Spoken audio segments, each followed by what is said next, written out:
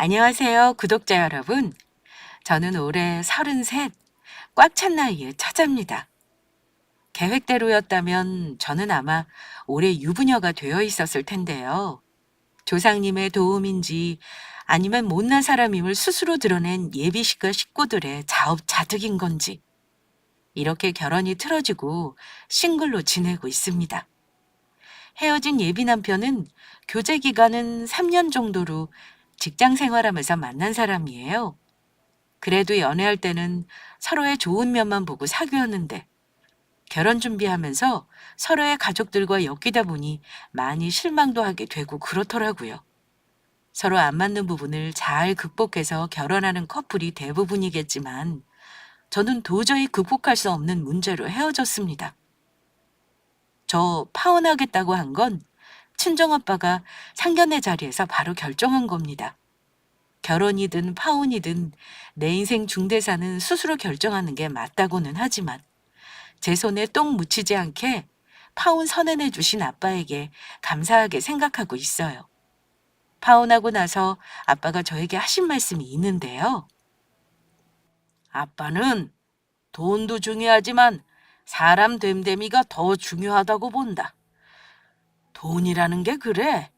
살다 보면 예상치 못할 일로 많은 돈이 없어지는 사람도 있고 팔자에 안 맞게 돈을 많이 버는 사람도 있지. 아빠도 돈을 잃어도 받고 벌어도 본 사람이라 이런 말 해주는 거다. 근데 돈이 아무리 많아도 그 집안 됨됨이가 되먹지 못하면 언젠가는 망해먹게 되어 있는 게 세상 순리야. 그래서 졸부라는 말이 있는 거고. 근데 더 나쁜 건 뭔지 아니? 가진 것도 없으면서 잘난 줄 알고 남을 무시하는 사람이다. 내가 그 집안에 너 안 보낸 건 기본적으로 사람을 무시하고 함부로 여기는 모습을 보인 사람이 집안 어른이었기 때문이야. 아무리 너희 둘이 잘 살겠다고 해도 결혼해서 그 집 식구들이랑 떼어놓고 살 수는 없는 거야. 지금 힘들겠지만 파혼한 건 잘한 거야. 아니에요, 아빠. 사실은 저도 그 사람 어머니 몇 번 만날 때마다 이건 아니다 싶어서 혼란스러운 적 많았어요. 오히려 상견례 하면서 그 집안 식구들 본심을 본 것 같네요. 부모님 시간 뺏은 게 죄송하죠. 제가 잘 정리할 테니까 아빠도 너무 걱정하지 마세요. 그래, 다시 보란 듯이 좋은 사람 만날 거다. 네가 뭐가 모자라다고 그런 집에 시집을 가겠니? 금지역의 외동딸 인생 망치는 거 아빠는 절대 못 봐. 상견례 전에 파혼했다면 더 좋았겠지만 긴가민가 하면서 시간을 끈 제 잘못이라고 생각합니다. 솔직히 말씀드리면 상견례 전에도 파혼을 여러 번 생각한 순간들이 있긴 했습니다. 부모님께 말씀을 못 드렸을 뿐이죠. 갈등의 이유는 3년의 애정의 시간과 의리 때문이었어요. 물론 결혼 말 나오기 전 둘이 연애만 할 때는 그런 고민을 하지 않았어요. 결혼 준비 본격적으로 시작한 시점부터 갈등이 시작되었던 겁니다. 특히 예비 시모가 지나치게 저를 간보고 저울질하는 게 느껴져서 예비 남편과도 자주 싸우곤 했습니다. 저는 은행에서 근무하고 있고 남자친구는 중견기업에 다닙니다. 연봉은 비슷하지만 예비 시모는 자기 아들이 저보다 월등히 잘났다고 생각하시죠. 사실 대학교부터 따지자면 제가 훨씬 학벌도 좋은데 말입니다. 연애 초반에는 서로 딱히 부모님께 서로의 신상을 얘기한 적도 없고 소개를 하지도 않았습니다. 그런데 정식으로 인사드리기 전 딱 한 번 예비 시어머니를 마주쳤던 일이 있었습니다. 남자친구와 데이트 약속이 있던 날 제가 차를 끌고 그 사람 집 앞에 갔다가 예비 시모를 마주친 적이 있었습니다. 저는 당황스럽고 민망해서 인사만 드리고 가려고 했는데 굳이 집에 올라와서 차 한 잔만 마시고 가라고 하시더라고요. 계속 거절하는 것도 예의가 아닌 것 같아 잠깐 남자친구 집에 따라 올라갔습니다. 예비 시모는 이미 저에 대해 남자친구에게 들은 게 많은 듯 했습니다. 외동딸이라지? 그럼 집에서 너를 엄청 귀하게 키웠겠구나. 근데 왜 나이 30이 넘도록 시집을 안 가고 있는 거니? 나는 너무 나이 많은 며느리는 싫은데. 둘이 어차피 결혼할 거면 더 미루지 말고 준비하지 그러니? 네? 아, 저는 아직 집에서 결혼을 천천히 하라고 하셔서요. 한 32쯤 할까 생각 중인데요. 그래? 아직 부모님이 너를 품 안에 두고 싶어 하시는가 보네. 혹시 우리 아들은 너희 부모님 찾아뵙고 인사한 적이 있니? 아니요. 아직 교제하는 건 아시지만 아직 인사는 안 드렸어요. 오늘 제가 어머니한테 처음 인사드리는 거네요. 그래. 이렇게 얼굴 봤으니 앞으로는 자주 보고 살자. 너희도 나이가 찼으니 가볍게 만나는 건 아니잖아. 오늘부터 내 며느리감으로 생각해도 되는 거지? 네, 어머니. 스스럼 없이 대해주시면 저도 감사하죠. 그래, 나도 딸이라고 생각하마. 참, 너는 은행에서 근무한다며? 혹시 어느 은행인지 물어봐도 될까? 어머니가 직장을 물으시길래 저는 아무 생각 없이 근무하는 은행 지점을 말씀드렸습니다. 그러자 어머니가 웃으시면서 하시는 말씀이 어머나, 내가 그 은행 VIP인데 이런 우연이 다 있니? 나중에 돈 융통할 일 있으면 너 다니는 지점으로 가면 되겠네. 어머니가 저 다니는 은행에 돈을 많이 예치해 놨다시길래 아, 그러시냐고 하고 넘겼습니다. 예비 시어머니는 정식으로 인사하지도 않았을 때부터 저에게 친근함을 표현하셨습니다. 그때만 해도 어머니가 저를 호의적으로 대하신다고 생각했던 저는 어머니에게 전화번호도 알려드렸고 때때로 문자도 보내면서 안부를 전하기도 했습니다. 그렇게 잘 넘어갔다고 생각했는데 몇 달 후에 좀 황당한 사건이 있었습니다. 여느 때와 다름없이 직장 생활을 하던 어느 날이었는데요. 평일 점심 직장 동료와 밖에서 점심을 먹고 있는데 저에게 사무실 번호로 전화가 왔어요. 받아보니 점심 교대 근무를 하는 직원이었는데요. 저에게 조심스레 이러는 겁니다. 저기, 이 대리님, 혹시 점심 다 드셨으면 빨리 들어오셔야 할 것 같아요. 지금 사무실에 대리님 손님 와서 기다리고 계시는데요.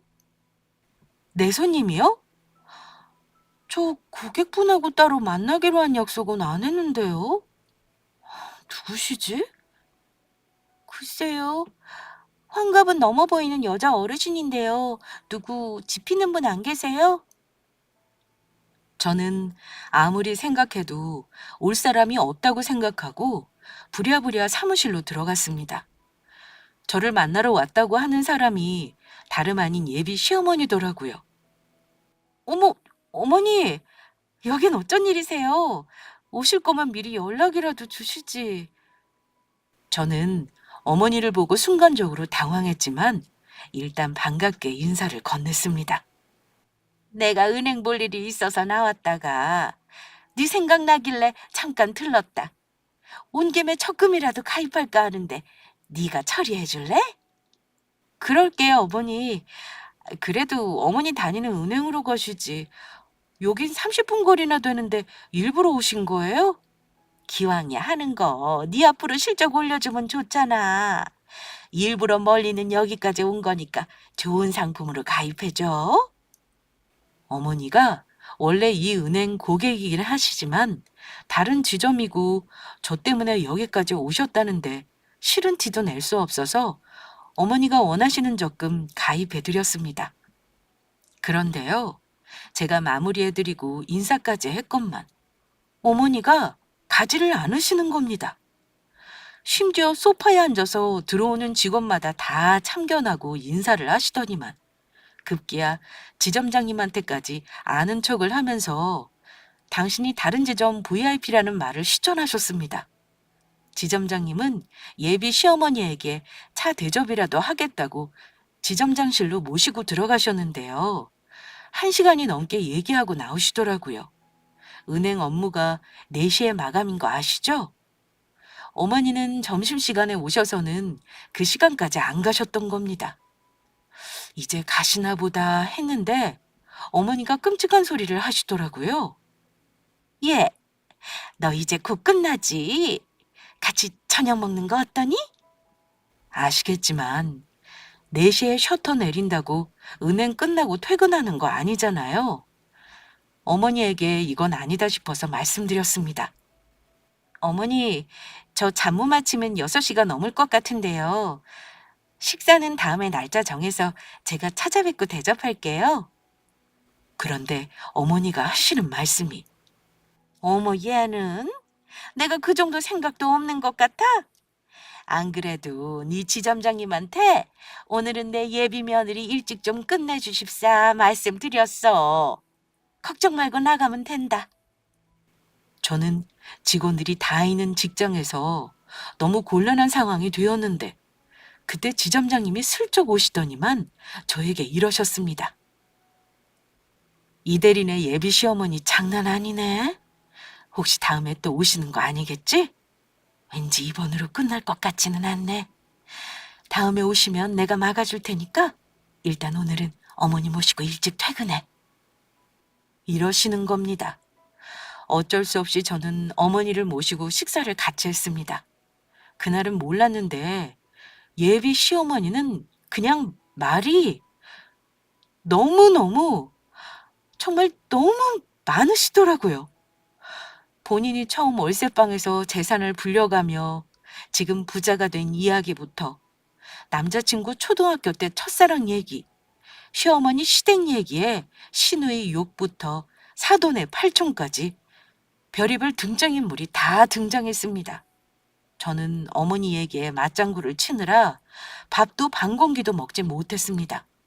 그리고 또 차 마시러 가자고 해서 거의 2시간 가까이 얘기 듣고 집에 모셔다 드리고 집에 왔더니 11시가 다 된 시간이었습니다.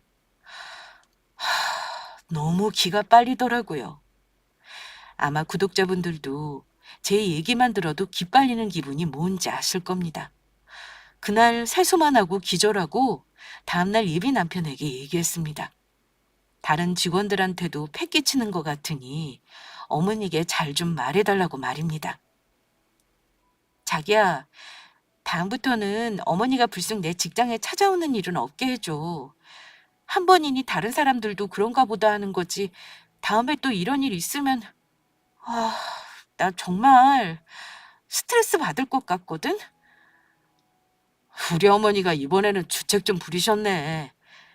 내가 어머니께는 잘 말씀드릴게. 어쨌든 미안하다. 이렇게 남자친구에게 조심스레 부탁했고 그 일은 잘 넘어갔다고 생각했습니다. 그런데 끝이 아니라 그 다음 주에 또 오셨더라고요. 그러더니 번호표까지 뽑고 제 앞으로 오셔서는 저에게 서운하다시는 겁니다. 내가 일부러 너 근무하는 지점으로 와서 상품도 가입했는데 너 우리 아들한테 나 그만 오라고 했다며? 나는 너 딸 같은 며느리로 생각하려고 한 건데 이럴 수 있는 거니? 창구 앞에서 계속 얘기하시는데 어머니에게 가라고 할 수도 없고 번호표는 계속 뒤로 밀리고 제가 어쩔 줄 몰라 하고 있으니 어쩔 수 없이 지점장님이 어머니를 모시고 사무실로 들어가셨습니다. 한참 있다가 나오셨는데 어머니는 조금 전에 저에게 보이시던 서운한 기색은 없으시더라고요. 그러시더니만 어머니가 이러셨습니다. 오늘은 일단 할 말은 다 했으니 돌아가마. 내가 너 일하는 곳에 와서 또 싫은 소리 했다고 아들 귀에 들어가면 안 되는 노릇 아니냐? 오늘은 서운하다는 말만 하려고 온 건 아니야. 내가 주거래 은행 지점을 이곳으로 옮길까 해서 말이다. 너희 지점장하고 다 얘기했으니 너는 신경 안 써도 된다. 어머니는 그날 본인 얘기만 하고 돌아가셨습니다. 나중에 지점장님에게 들었는데 어머니가 참 별별 말을 다 하셨다고 하더라고요. 이 대리네 어머니 말이야. 원래 그리 말이 많으셔? 나 1시간 동안 얘기하면서 그 집안 가족 상황하고 재산까지 전부 알았지 뭐야. 근데 최대리 예비 시어머니도 재산이 있으신가 봐. 말씀하시기로는 옆 동네 은행 VIP 건물도 있으시다던데? 아, 뭐, 저도 정확히는 몰라요. 어머니 말씀이신 거죠. 건물이라니 거창하게 생각하시는데 그 건물은 지은 지 30년도 더 된 2층짜리 문방구 건물이고요. 어머니가 그 위에 거주하세요. 1층 문방구에 월세 100만 원 정도 나오는 걸로 아는데 저도 확실히는 모르겠네요. 이것도 어머니에게 들은 거라. 암튼 내가 이런 말 하기는 뭐하지만 최 대리네 시집가면 만만치 않겠어. 암튼 예비 시어머니 보통뿐 아니다. 내가 본 시어머니 중에 탑3 안에 들 정도야. 지점장님도 이미 40대 후반의 주부시다 보니 아마 저런 얘기를 해주신 것 같습니다. 저는 민망해서 어쩔 줄 몰랐죠. 그 사건이 있고 나서 저는 남자친구와 어머니 얘기를 하며 또 한 번 다투고 말았습니다. 그전에는 저에게 미안하다고 했던 사람이 제가 자꾸 불편하다고 싫다는 말을 하니 이건 또 듣기 싫어하더군요. 제가 이유 없이 하는 말이 아니라 결혼도 안 한 예비 며느리 직장에 와서 하는 행동으로 적절치 않다고 잘 얘기를 했음에도 어쩔 수 없이 싸움이 되긴 했습니다. 어쨌든 남자친구도 자기 어머니가 저 곤란하게 했다는 건 인정했고 그 이후로 그런 일은 또 없었지만 솔직히 뜨악했던 건 사실입니다. 어머니는 찾아오지 않는 대신 종종 문자를 하시거나 전화는 하셨습니다. 저에게 커피 기프트콘을 보내시기도 하셨고 상품권을 보내기도 하셨어요. 저는 받기만 하면 마음이 불편해서 남자친구를 통해 꼭 작은 선물이라도 보답으로 들려보내곤 했습니다. 어쨌든 본격적으로 결혼 준비하기 전까지는 그 정도 선에서 관계를 유지했습니다. 솔직히 말씀드리자면 어머니가 보통뿐이 아니라는 거 몇 번의 만남으로 짐작하고 있었습니다. 저도 나이가 있다 보니 주변 결혼한 친구나 직장 동료에게 얘기 듣는 게 많아요. 다 입을 모아 하는 말이 있었는데 결혼하면 남자 얼굴만 보고 사는 건 아니라는 것과 아무리 부부 사이가 좋아도 결혼을 하면 다른 식구들 때문에 싸울 일이 생긴다는 거였습니다. 그게 시어머니인 경우는 이혼도 불사하게 된다는 거였죠. 머리로는 이 사람과 결혼하면 시어머니 때문에 골칫게나 아플 거라는 거 알면서도 아직 좋은 감정이 남아있다는 이유로 차마 헤어짐을 생각을 못 하겠더라고요. 결국 남자친구를 우리 부모님께도 소개해드리고 저도 정식으로 그 사람 집에 인사를 하면서 결혼 준비를 본격적으로 시작하게 되었습니다. 결혼 준비 시작하면서 경제적인 부분이나 양가 사는 수준을 대강 파악하게 되잖아요. 알고 보니 시어머니는 거주하고 계시는 오래된 구축 건물로 소유하고 계시긴 했습니다. 예비 남편은 아버지가 저 연애하던 때 돌아가셨는데 직접 땅을 사서 지은 건물이라고 하더라고요. 남자친구는 그 얘기를 하면서 결혼할 때 자기 어머니 도움을 기대하지 말아야 할 거라고 미리 말해줬습니다. 결혼할 때 어머니한테 도움을 많이 못 받을 것 같아. 대신 내가 모은 돈이 한 8천 정도 있거든? 그 돈이랑 자기 돈 합쳐서 집 작은 거 마련해보자. 우리 어머니가 말은 건물주지만 사실 그 건물에서 나오는 월세를 봐야 겨우 100만 원이거든. 어머니는 재건축 때문에 버티고 계시는데 사실 기약이 없는 일인데다 건물이 시가로 5억도 안 해. 누가 그걸 그 돈 주고 사겠어. 그래서 골칫덩이야.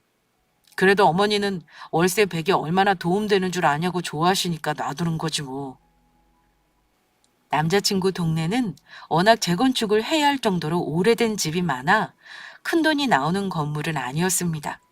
어머니 말대로 월세 100만 원 정도 나오는 게 다였어요.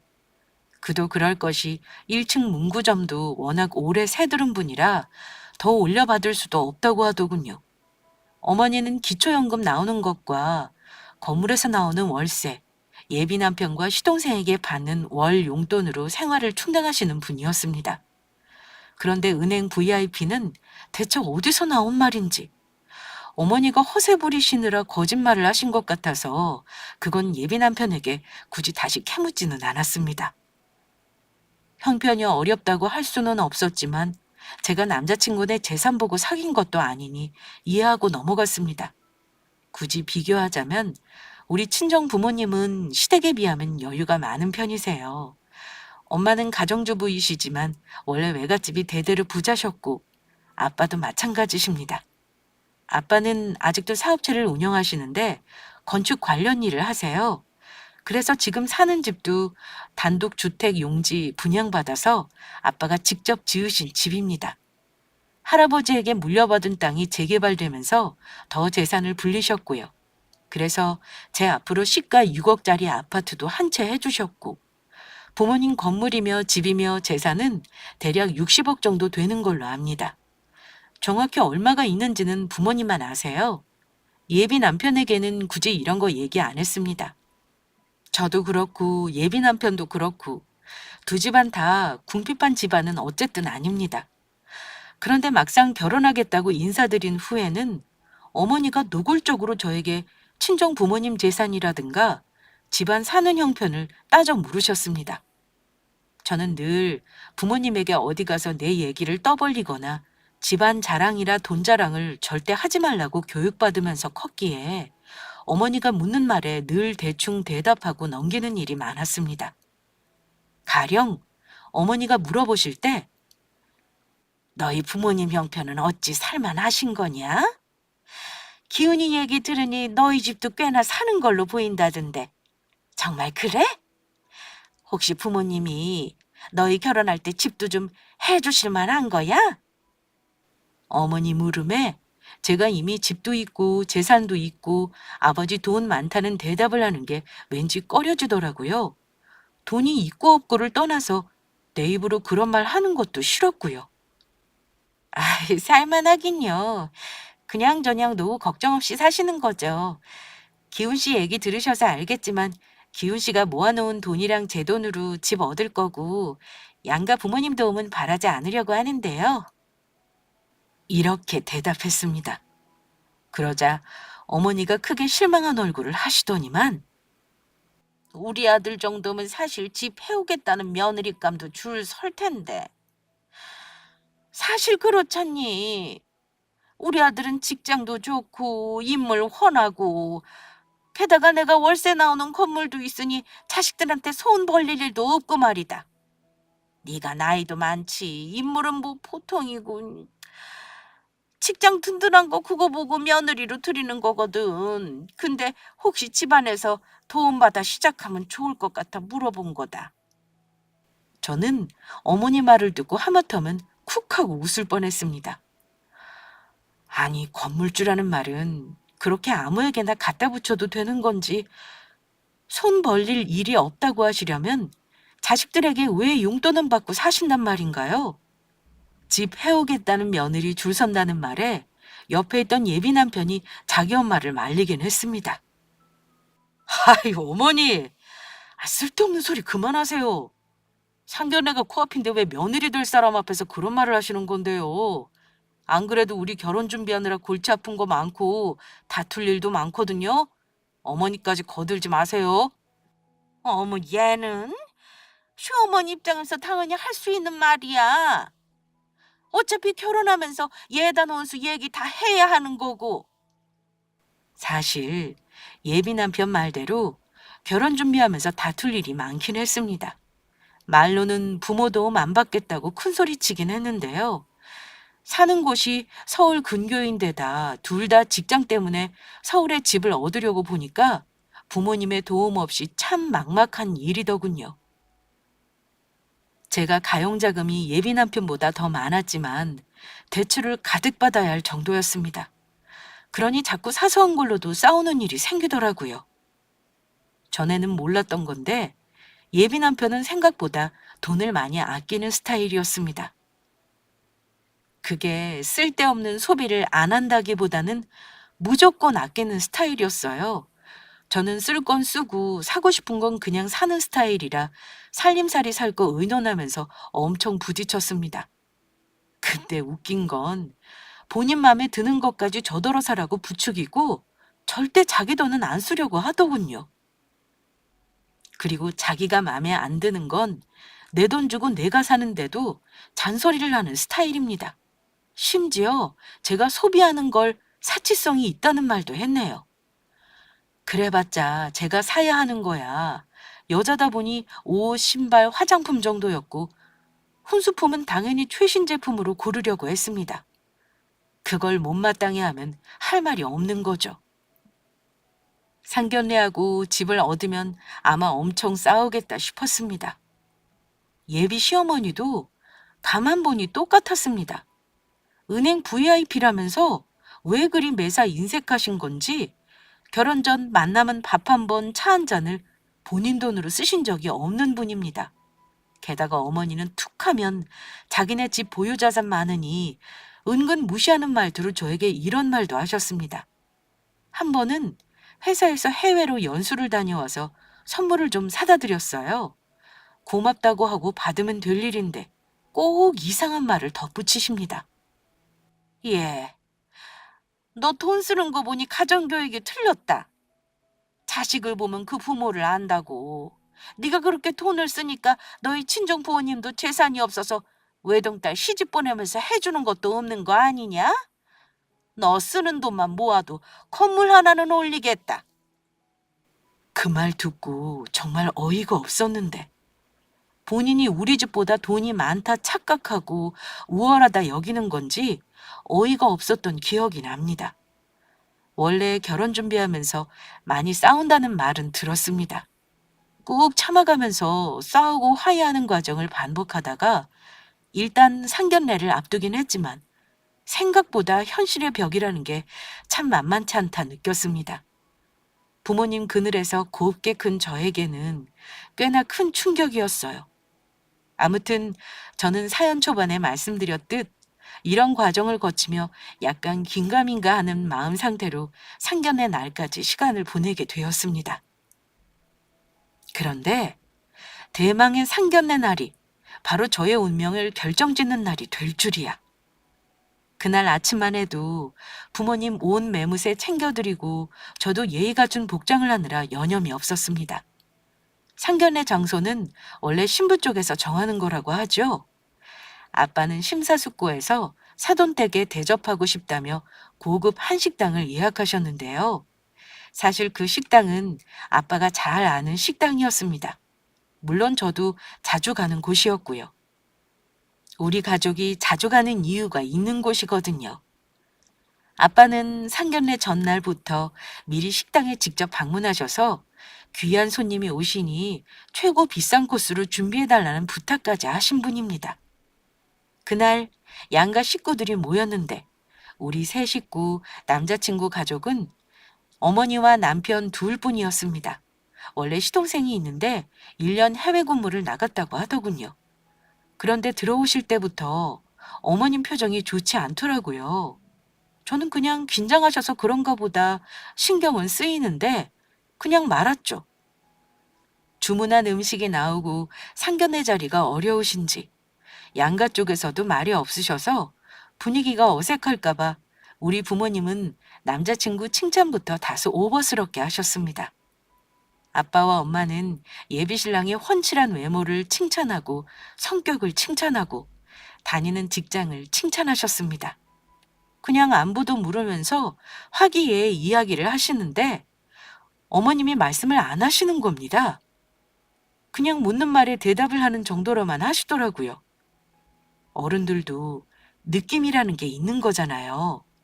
우리 부모님은 이미 몇 마디 대화를 나누면서 뭔가 감이 딱 오신 것 같았습니다.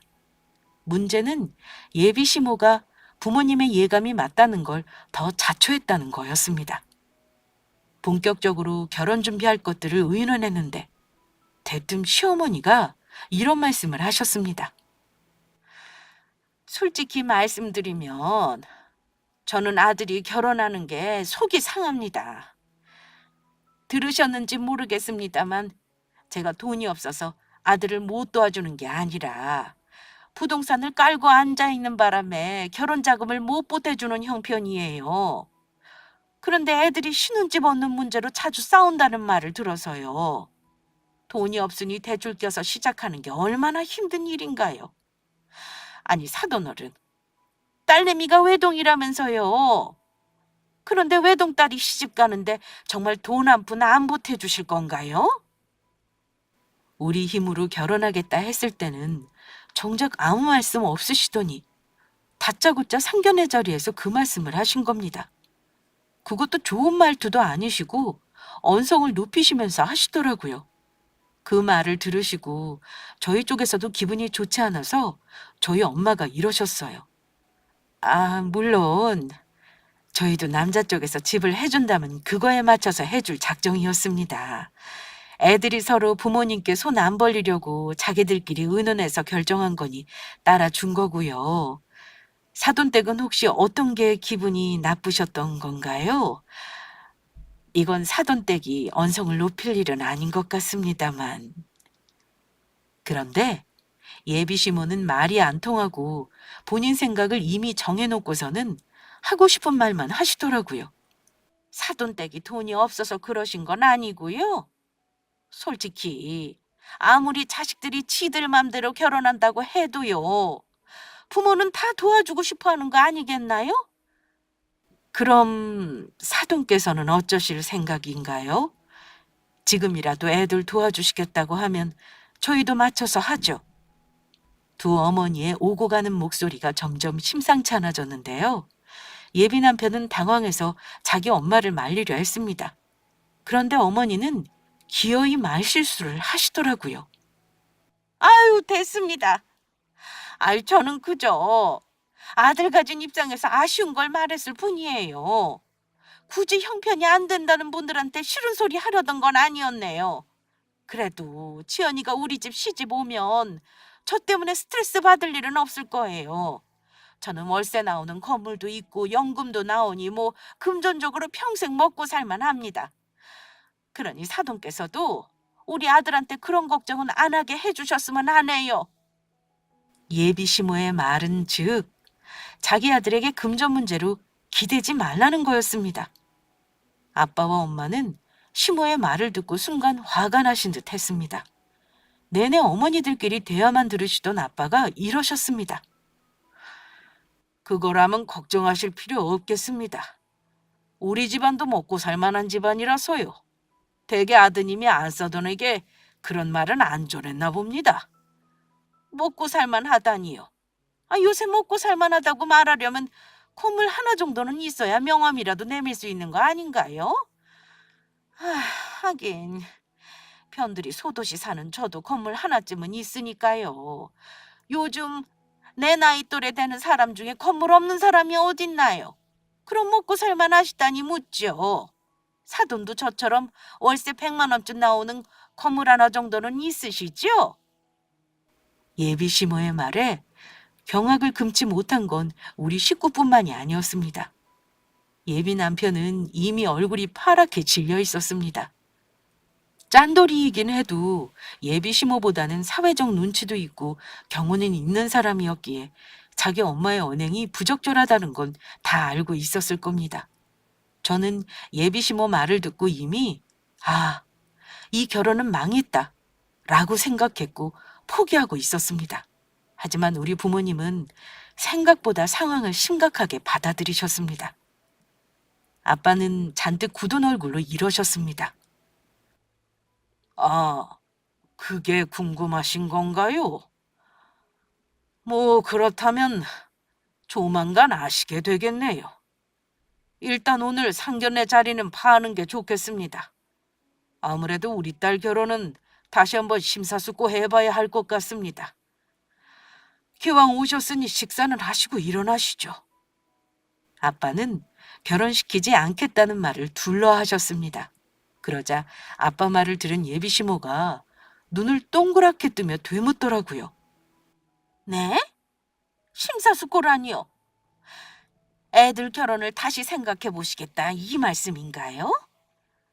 네, 그렇습니다. 뭐 돌려 말하지 않겠습니다. 저는 우리 딸 그 댁에 시집 못 보낼 듯 싶네요.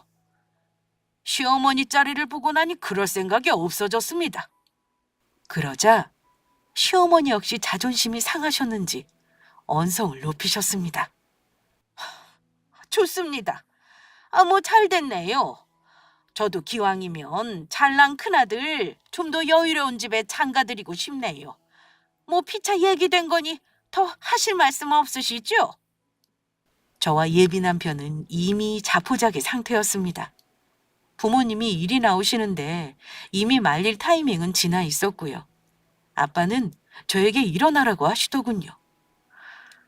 지연이 다 먹었으면 자리 정리하고 인사해라. 오늘이 아마 마지막으로 만나는 것일 테니 그리 알고. 엄마는 구겨진 표정으로 아빠 뒤를 따랐고 저 역시 대충 목례만 하고 가족들과 자리에서 일어날 수밖에 없었습니다. 그러자 자리에 남아있는 게 자존심 상한 일이라고 생각했는지 예비 시모 역시 남자친구 팔을 거칠게 잡아 끌며 이러셨습니다. 기훈이 너는 뭐하러 앉아있니? 상심할 거 없어. 내가 처음에 며느리감 왔을 때 얼마나 잘해줬는지 알지? 근무한다는 은행에 가서 상품도 가입해줬는데 좋은 소리 한 번 못 듣는다. 나 그때부터 솔직히 마음에 안 들었어. 더 좋은 여자 만나면 되니까 엄마 말 믿고 얼른 일어나. 결국 남자친구도 예비시모도 자리에서 일어났는데요. 그때 아빠가 어머니에게 이러셨습니다. 죄송합니다만 오늘 상견례 자리에서 결혼이 깨졌으니 식사값은 각자 계산하는 걸로 하시죠. 예비시모는 아빠 말에 더럽고 치사하다는 듯 그러시지요. 저도 그런 염치는 있는 사람입니다. 먼저 계산하세요. 이렇게 말씀하셨습니다. 아빠는 카운터에 나온 식당 사장에게 카드를 내미셨고 우리 가족이 먹은 것만 따로 계산해달라고 하셨습니다. 우리 가족과 예비시모가 어정쩡하게 서서 계산을 기다리고 있었는데요. 바로 그때 식당 사장님이 마침 반갑게 아빠에게 인사를 건넸습니다. 아이고 사장님, 어제 예약하고 가셨다는 말은 들었습니다만 모임은 잘하신 건가요? 어떻게 음식은 입에 맞으셨고요? 아빠는 웃으시면서 음식은 참 맛있었다고 대답하셨습니다. 그런데 상견례하는 자리라는 걸 식당 사장님이 모르셨나 봐요. 원래 알던 분이다 보니 이런저런 안부를 물으시더라고요. 저에게도 인사를 건네셨고요. 그런데 사장님이 난데없이 아빠에게 이러시는 겁니다. 아참, 차 사장님. 오랜만에 우리 가게 오셨으니 제가 꼭 고맙다는 말씀 드려야겠습니다. 가뜩이나 코로나 때문에 가게가 많이 힘들었는데 사장님이 가게 월세를 석 달이나 밀어주시고 또 20%나 깎아주시는 바람에 얼마나 큰 도움이 됐는지 모릅니다. 정말로 감사드려요. 식당 사장님이 아빠에게 공손하게 절까지 하며 하는 말을 듣고 제일 놀란 건 옆에 셀쭉한 표정으로 서 있던 예비 시모였습니다. 휘둥그레 눈을 뜨고선 아빠와 사장이 하는 말을 듣더라고요. 별 말씀을 다 하시네요. 내 건물에 있는 가게가 잘 돼야 건물 가치도 올라가는 거니 그렇게 한 겁니다. 사장님이 잘 돼야 나도 좋고 이 건물에 입주한 다른 사장님들도 다들 힘내서 버티는 거죠. 안 그래도 요즘 다들 먹고 살기 힘든 세상 아닙니까? 별거 아닌 일도 도움이 됐다니 저야말로 송구스럽네요. 아빠가 이렇게 말씀하시자 예비시모는 당황하는 얼굴로 바뀌고 말았습니다. 사실 우리 친정아빠가 그날 상견례한 건물의 주인이셨습니다. 아빠는 8년 전에 저희 집에서 멀지 않은 아파트 단지 중심 상가에 5층짜리 상가 건물을 올리셨어요. 전부 임대는 아니고 15호실 중에 몇 개는 분양을 하셨고요. 나머지는 월세 소득을 올리고 계십니다. 1층은 전부 식당에 사용하고 있고 거기서 나오는 월세만 300이 넘어요. 하지만 아빠가 코로나 때 아빠 건물에서 장사하시는 자영업자분들에게 몇 달간 월세를 안 받으셨습니다. 관리비만 내고 사용하라고 사장님들에게 통보한 후 아빠는 그 동네에서 나름 착한 건물주로 소문이 자자하세요. 지역사회에 좋은 일도 많이 하시는 분이고요. 그러니 예비시모가 월세 100만 원 운운하실 때 얼마나 가소로우셨겠습니까? 아무튼 말씀은 그렇게 하셔도 우리 건물 사장님들이 전부 고마워하고 있다는 거 알아주세요. 다들 간물주라고 부른다는 거 알고 계시죠? 그런 의미에서 오늘 식사값은 안 받겠습니다. 맛있게 드셨다면 그걸로 감사하죠. 그냥 가세요, 사장님. 아이고, 그건 안 될 말이네요. 내가 오늘 대접 잘해달라고 어제 일부러 와서 비싼 재료까지 주문해놨다는 거 아닙니까? 절대 그건 안 될 말이에요. 얼른 계산하세요. 식당 사장님과 아빠가 계산을 안 받겠다. 어서 계산해라.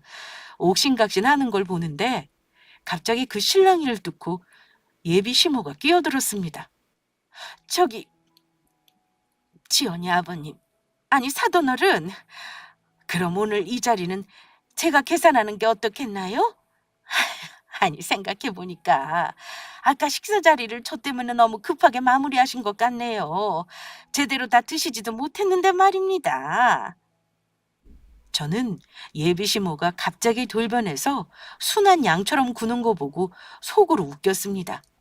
불과 조금 전만 해도 건물 정도는 있느냐며 빈정거리던 분이 아빠가 못해도 시가 20억은 되어 보이는 건물주라는 말에 아차 싶으셨던 거죠. 원래 그런 사람이 강자 앞에서는 비굴한 법입니다. 하지만 우리 부모님은 절대 만만한 분들이 아니었습니다. 아빠는 식당 사장에게 우리 가족 식구대로만 계산하라며 카드를 건네셨고 순간 분위기가 뭔가 이상하다는 걸 안 사장님은 어쩔 수 없이 아빠카드로 우리 식구 식대를 계산했습니다. 그리고는 예비 시모에게 이러셨어요. 우리 먹은 건 계산했으니 어서 계산하시면 됩니다. 그럼 우리는 앞으로 볼 일 없는 걸로 알겠습니다. 자네, 우리 딸이랑 불미스러운 일 없이 잘 정리하길 바라네. 하고 싶은 말은 많다만 어차피 우리 가족 될 사람 아니니 그만하지. 아빠는 저와 엄마를 이끌고 식당 밖으로 나가셨습니다. 예비 시모는 다급하게 식대를 계산하더니만 종종 걸음으로 우리 가족을 따라 나왔습니다. 그런데 정말 돌변한 태도로 이러시는 겁니다. 저기 사돈어른, 아까는 제가 실례가 많았네요. 세상에 이런 좋은 건물 주인인지도 모르고 제가 번데기 앞에서 주름을 잡았네요. 무례를 사과드립니다. 오늘 제가 몸둘 바를 모르겠네요. 그래도 3년이나 만난 애들이 부모 때문에 결혼을 깬다는 건 말도 안 되는 일 아닌가요? 저 말고 애들 봐서 조금 전 언행은 용서해 주시죠. 글쎄요. 엄밀히 말하면 부모 때문에 결혼이 깨지는 게 아니고 기훈이 어머님, 당신 때문에 결혼이 깨진 겁니다. 평소 언행이나 됨됨이는 볼 것도 없을 것 같습니다만 죄송하지만 우리는 잘 가르친 딸을 댁 같은 무식한 집안에는 못 줍니다. 우리도 먹고 살 만한 집안인데 아쉬울 거 하나 없네요. 아드님 마음 정리나 잘 시키세요. 결혼은 없던 걸로 하겠습니다. 옆에 있던 엄마는 참다 한마디 하셨습니다. 어른답지 못한 모습 보고 참 실망했습니다. 오늘 안싸돈이 무리하게 굴어서 화가 나고 속상하기보다는 왜 자식 생각은 안 하시나요? 왜 자식 결혼시키는데 본인 욕심 부리느라 옆에 자기 자식 안절부절 못하는 건 안중에도 없냔 말입니다. 오늘 이 자리에서 아드님 마음이 어땠을 것 같나요? 왜 자식 마음 하나 헤아릴 줄을 모르시나요? 잘 생각해 보세요. 아빠와 엄마 말에 예비 시모와 남자친구는 완전 똥 씹은 얼굴이 되더군요. 저는 구구절절 맞는 말만 하는 아빠 덕에 그날 상견례와 함께 파혼했습니다. 그 후 어찌 됐을 것 같으신가요? 참 구질구질하게도 예비 시모는 저에게 한 달이 넘게 문자와 전화로 괴롭히셨습니다. 오히려 남자친구와는 심플하게 정리했습니다. 그 사람이 많이 미안해했고요. 결혼 말 나온 이후부터 서로 안 맞는 부분도 많이 알게 되면서 그냥 헤어짐이 낫다는 걸 서로 잘 받아들였던 것 같습니다. 다행히 돈 들어간 것도 없었고 주위 친한 사람들 말고는 파혼에 대해 아는 사람도 없습니다. 가끔 내가 만약 그 집에 시집 갔다면 지금 어찌 살고 있을까 상상해 보곤 하는데요. 아마 결혼했어도 진절머리 나는 시모 등살에 언젠가는 이혼하지 않았을까 생각합니다. 다들 제 사연 재미있게 들으셨나요? 아마 미혼분들에게는 유익한 사연이 아니었을까 생각합니다. 저는 아직 노처녀로 살고 있습니다만 남자를 만나겠다는 조급함 없이 편안하게 사는 중입니다. 이혼보다는 파혼이 편안한 게 맞네요. 저에겐 안 좋은 사건이었지만 구독자분들에게는 즐거운 사연이 되었길 바라며 이야기 마치겠습니다. 감사합니다.